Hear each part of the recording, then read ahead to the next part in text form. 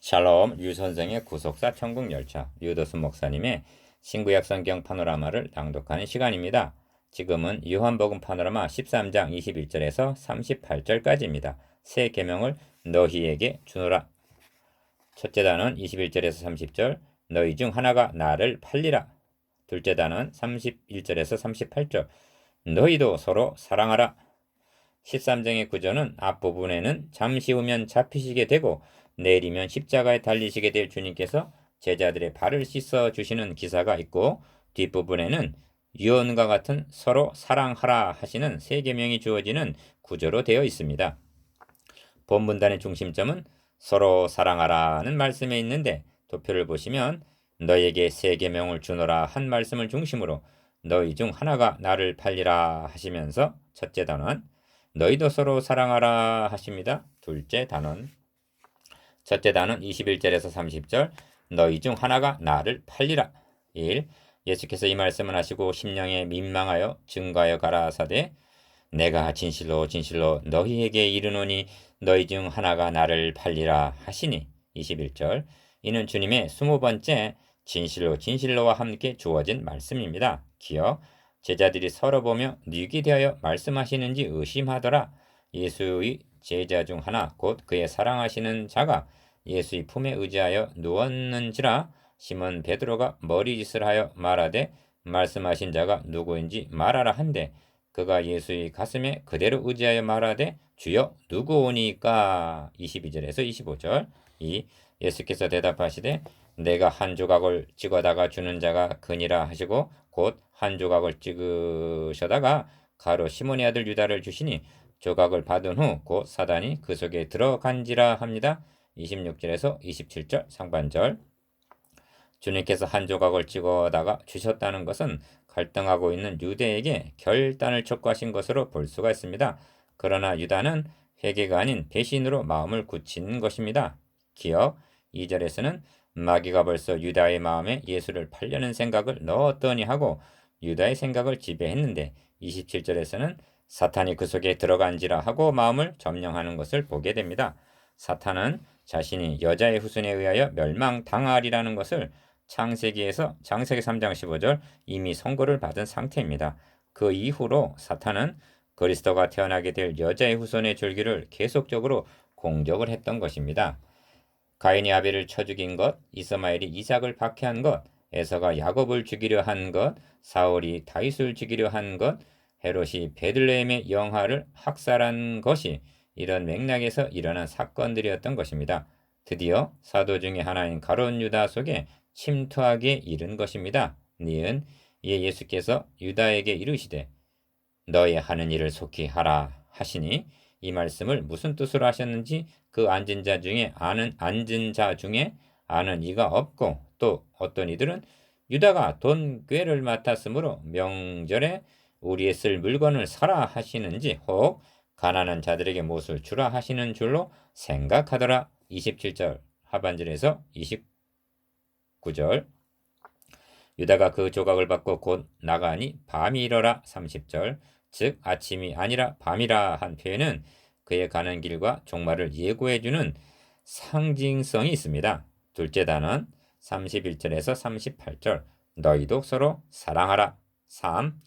저가 나간 후에 예수께서 가라사대 지금 인자가 영광을 얻었고 하나님도 인자를 인하여 영광을 얻으셨도다. 만일 하나님이 저로 인하여 영광을 얻으셨으면 하나님도 자기로 인하여 저에게 영광을 주시리니 곧 주시리라 하십니다. 31절에서 32절 기억 영광이라는 말이 두 절 안에 4번이나 나옵니다. 하나님 아버지께서는 죽기까지 복종하신 아들로 말미암아 영광을 얻으셨고 아들은 죽은 자 가운데서 살리신 하나님 아버지로 말미암아 영광을 얻으신 것이 십자가 사건이었던 것입니다. 소자들아 내가 아직 잠시 너희와 함께 있겠노라. 너희가 나를 찾을 터이나 그러나 일찍 내가 유대인들에게 너희는 나의 가는 곳에 올 수 없다고 말한 것과 같이 7장 34절 8장 21절 지금 너희에게도 이르노라. 33절 즉 지금은 따라올 수가 없다는 작별의 말씀입니다. 4. 그리고 세 계명을 너에게 주노니 서로 사랑하라 하십니다. 34절 상반절. 이는 세상에 두고 가시는 자기 사람들 1절 곧 교회에 명하신 지상 명령인 것입니다. 예, 가장 높은 명령, 지상 명령, 지상 계명인 것입니다. 그러므로 이를 깊이 음미해 보아야 마땅합니다. 기어 서로 사랑하라는 말은 문자적으로는 결코 새로운 것은 아닙니다. 레위기 19장 18절에서도 이웃 사랑하기를 너의 몸과 같이 하라 하셨습니다. 그런데 어찌하여 새 계명이라 하시는가? 내가 너희를 사랑한 것 같이 너희도 서로 사랑하라 고 말씀하실 때 그것은 전혀 새로운 의미를 지니는 것입니다. 내가 너희를 사랑한 것 같이란 그리스도께서 죄인을 위하여 죽으시고 하나님의 아들이 원수를 위하여 죽어주신 로마서 5장 8절에서 10절 그 사랑을 가리키기 때문입니다. 다시 질문을 드려보겠습니다. 내가 너희를 사랑한 것 같이 너희도 서로 사랑하라 하신 너희가 누구들입니까? 이것이 주님께서 세우시고자 하는 교회인 것입니다. 그래서 말씀하실 때 주님의 품에 의지하여 있던 사도 요한은 그가 우리를 위하여 목숨을 버리셨으니 우리가 이로써 사랑을 알고 우리도 형제들 위하여 목숨을 버리는 것이 마땅하니라 하고 말씀했던 것입니다. 요한일서 3장 16절. 사도 요한은 또 말씀하기를 우리가 형제를 사랑함으로 사망에서 옮겨 생명으로 들어간 줄을 알거니와 사랑치 아니하는 자는 사망에 거하느니라. 요한일서 3장 14절. 즉 형제 사랑이 그리스도인 여부에 대한 시금석이라는 것입니다. 서로 사랑하라는 세 계명은 너희도 서로 발을 씻기라는 14절 섬김과 연관이 됩니다. 서로 사랑하며 서로 섬기는 발을 씻기는 공동체, 이것이 교회요 주님께서 세우신 하나님의 나라 윤리입니다. 니은 교회인 너희가 서로 사랑하면 이로써 모든 사람이 너희가 내 제자인 줄 알리라 하십니다. 35절. 교회 공동체가 이러한 삶을 살게 될 때 이를 보는 불신자들은 저들은 어떻게 저처럼 살 수가 있을까? 저들은 왜 우리와 같이 아니한가? 나도 저들의 공동체 일원이 되고 싶다. 소망에 관한 이유를 묻게 될 것입니다. 하나님께서 권고하시는 날에 그들도 구원 얻게 되리라는 것입니다.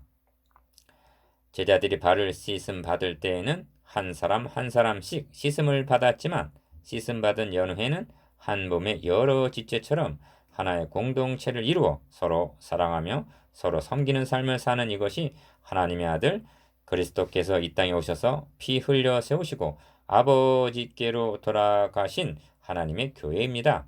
그런데 계시록 2장에서 3장까지의 예시되어 있는 초대교회의 모습은 어떠한가? 7교회 중 2교회만이 책망을 받지 않았습니다. 진리를 보수하되 사랑을 잃어버린 교회가 있고 계시록 2장 2절에서 4절 사랑은 있으나 진리를 잃어버리는 교회가 있습니다.